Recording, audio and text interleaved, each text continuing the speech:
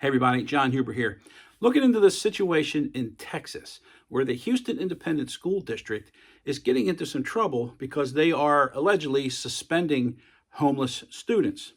According to a state law in 2019, it's illegal to do that. So on its surface, it looks like they are in a heap of trouble.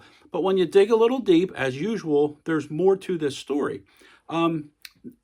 Couple of things that a lot of people don't understand about this. Number one is that what defines a homeless student is a very broad category of things.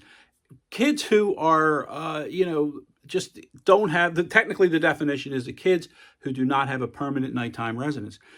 It could be someone who normally lives in the city, and for whatever reason, they were evicted. Now they're staying with their grandmother who lives out in the county. Happens all the time. Technically, that's homeless.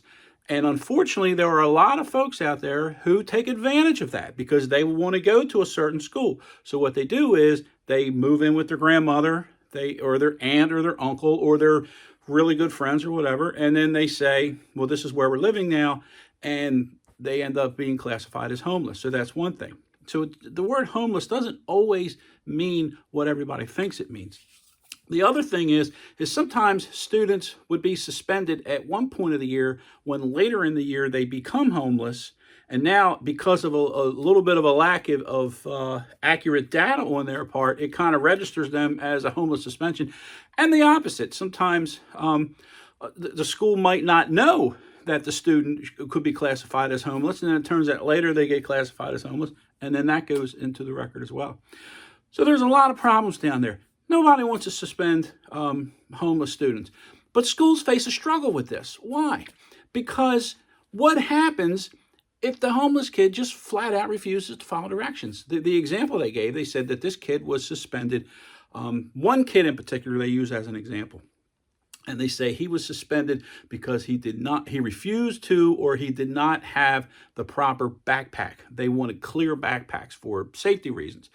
And this student didn't have one. He got suspended for it. Now, so I can only hope that they didn't just walk up and randomly pull this kid out of the hallway and say, hey, you don't have a clear backpack. You're suspended. Something tells me there's more to that story.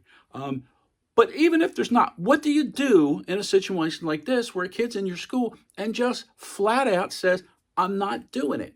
What are you going to do? It's a very difficult situation for schools, no question about it. When it comes to homeless students, when it comes to special education students, etc.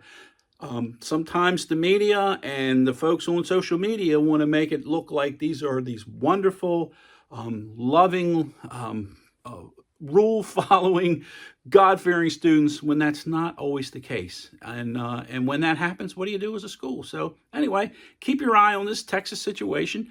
And if you have any comments, I'd love to hear them. Thanks. Have a great day.